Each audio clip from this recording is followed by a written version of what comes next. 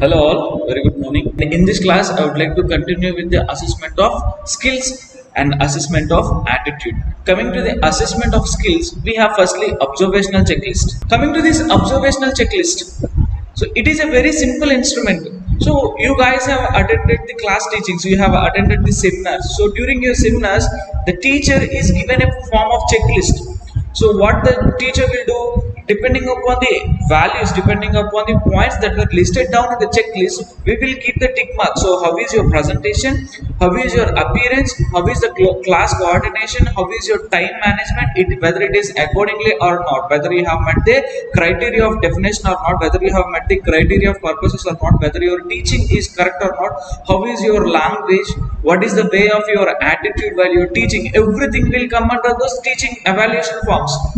In such a way, the observational checklist also consists of those same points, not the same ones, depending upon the situation, depending upon the need of assessment.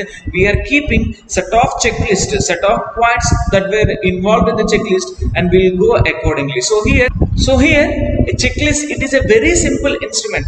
So it is consisting of prepare list of expected items of performance or attributes which are checked by the evaluator during the presence or absence. So as we are saying, you can see here in the picture, when you have done accordingly, we will keep tick mark. If you are not done accordingly, we will keep into mark. So this is a checklist. This is an observational checklist. So here the examinee or the person who is observing you is the observer, and you will become an observing object there. Coming to the characteristics of checklist, here you can observe one respondent at one time, and you can clearly specify the characters of the behavior that to be observed. Means, as you are observing only one person is teaching in front of 40 to 50 students, you can observe him clearly. You will not concentrate on the other person. So you can observe him very in a keen manner, and you can evaluate him in great method. Coming to the second point, you can clearly specify the characteristics of a behavior to the observed. Means what has to be observed in a particular person, they were already listed down, so you won't focus on the remaining things. You will just focus whether the person is meeting the needs that were listed out in the checklist or not. For example, you want to observe the attitude of a person, you will just check the attitude of a person, but you won't go to other things. For example, if you want to check the appearance of the person, at a time you will see what is the appearance of the person, what is the way of presentation, but you won't go to other things. So here you can clearly specify the characteristics. Nextly, whoever the person who is observing the other person, he has to be trained. The teachers, before observing a student, or the teacher or any kind of person before observing a particular thing, they has to be trained how to observe, when to observe, and where to take the key points. So this one is the other point in the checklist. Nextly, use the checklist only when you are interested in calculating a particular characteristics. Whenever you are interested, whenever you would like to take the point, then only you should use the checklist. Before starting the seminar itself, or before starting the class, or before starting the procedure, you should not go, and you should not keep accordingly. So these are some of the characteristics of checklist. Coming to the advantages and disadvantages of this checklist. Coming to the advantages here, so they will allow inter-individual comparisons, and they provide a simple method to record observation, because already everything was printed down in the paper that has given to you.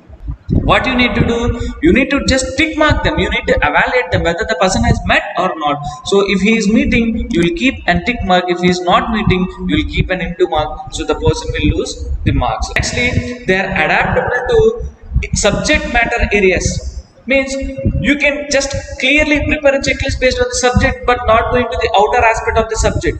So this is one of the advantages, and they are very helpful in evaluating the procedure work. So whenever you are doing a procedure, for example, you are doing a bed making, simple bed making, so I'll have the simple checklist.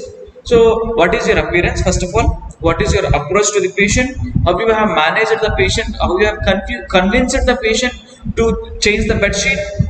And how you are changing the bed sheet, whether you are maintaining the body mechanics, whether the mitten corner is correct or not, whether it is appropriate, whether you are using the appropriate technique or not, you are doing this, whether you are doing aseptic methods or not, we will check everything. So We will check in a clear manner what is the procedure work, whether you are going accordingly, you are going step by step or not. So we will meet. So if you are going step by step, again they will go for tick mark. If you are not going, they will keep an into and you will lose the marks. So this is one of the advantages of this checklist. And we have decreased it decreases the mainly chances of error in the observation. Actually, we are coming to the disadvantages. So it do not indicate the quality of performance.